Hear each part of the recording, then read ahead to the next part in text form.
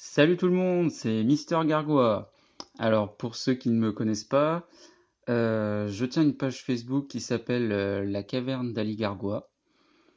J'en suis le modérateur et le créateur. Je suis un très grand collectionneur de figurines Monster Hunter.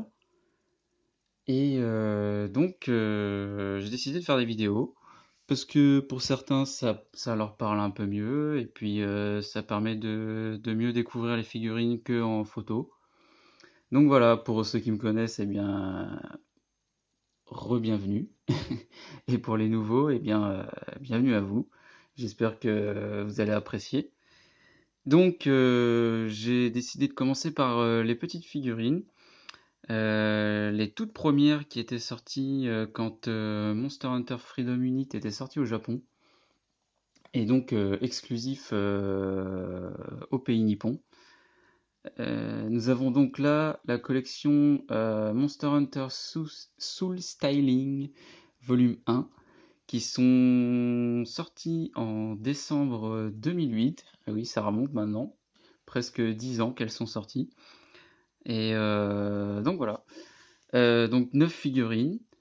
À l'époque, sur les paquets, il me semble que c'était marqué qu'il y en avait 8 plus une secrète.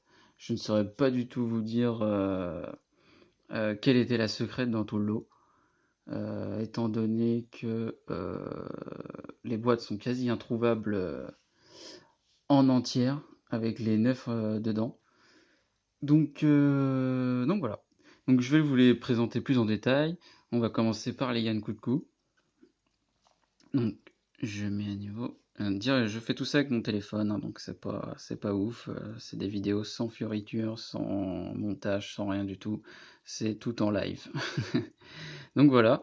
Donc là, vous avez deux Yann Koukou, le Yann Koukou normal et le Yann Koukou bleu.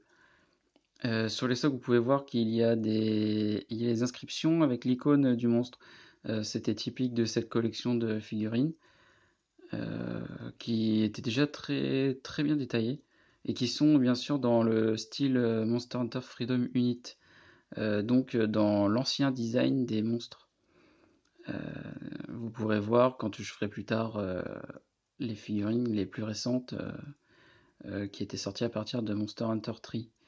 Donc voilà, les dessous, eh bien c'est Capcom, c'est du Made in China. Le fabricant était Bandai à l'époque et non pas Capcom.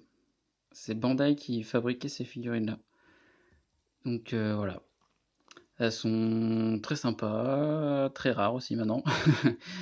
Si vous voulez en trouver des soul styling, ça commence à se faire rare. Donc voilà. On va passer au Tigrex. Donc pareil, hein, le Tigrex dans le style Monster Hunter Freedom Unit. Donc vous voyez, on voit que le design commence à dater maintenant, hein. Je sais qu'il y a toujours des fans de Monster Hunter Freedom Unit, qui est considéré comme un des meilleurs. Donc voilà, voilà. On a le Nargacuga, ici dans sa version normale.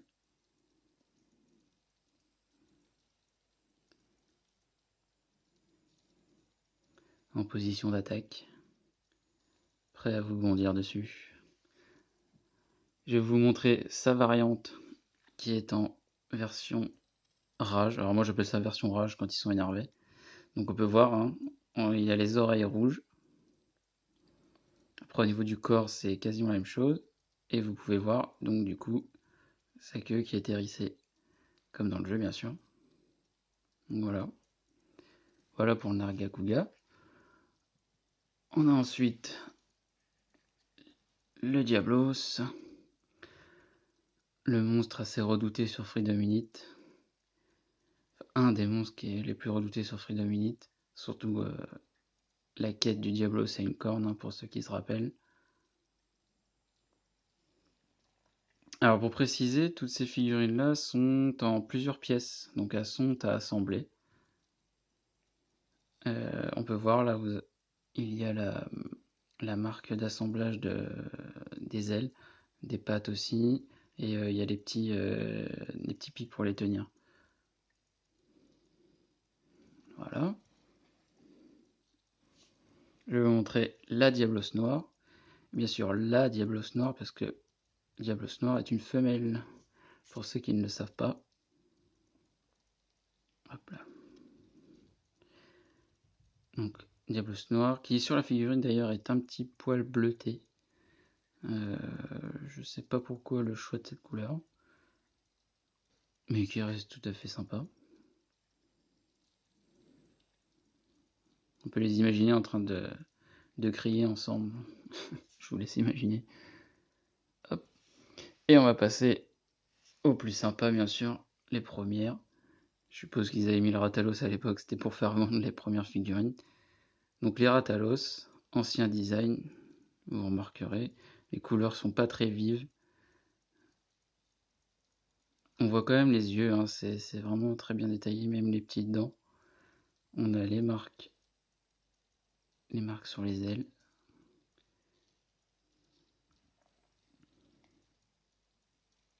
On peut supposer qu'il fait une charge quand il nous court dessus. Voilà. Savoir que le Rathalos, c'est à peu près en pièces détachables, donc les deux ailes, la tête, le corps, les deux pattes et la queue. Ce qui représente pas mal de pièces quand même pour l'époque. Et je pense que ça leur a permis de bien les détailler. Voilà, toujours avec les logos. C'est sympa. Le Rathalos Azur. Un des préférés des joueurs, il me semble.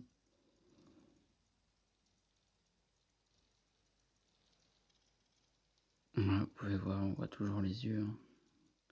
C'est super bien fait. Même les pics. Hein. Je me rappelle l'avoir assemblé à l'époque. Les pics sont, sont tellement solides ils m'ont presque fait mal aux doigts.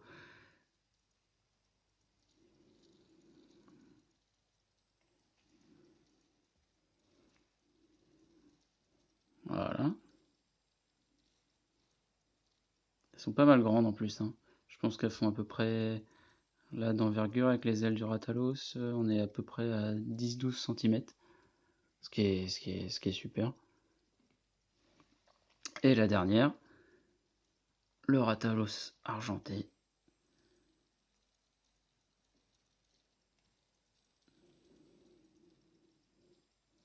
Pareil, hein, c'est les trois ont les mêmes designs.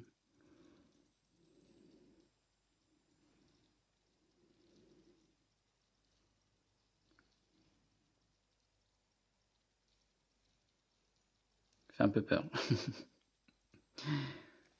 Donc voilà. Voilà la première partie.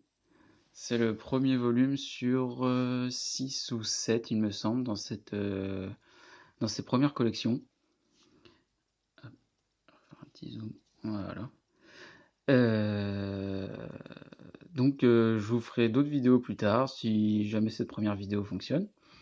Et pour ceux qui ne sont pas encore sur ma page Facebook, donc c'est la caverne d'Ali Gargois.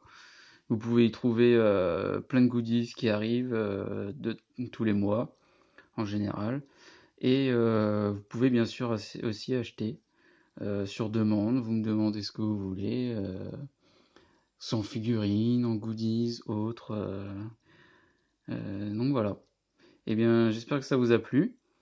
Et je vous dis à une prochaine vidéo. Allez, ciao ciao.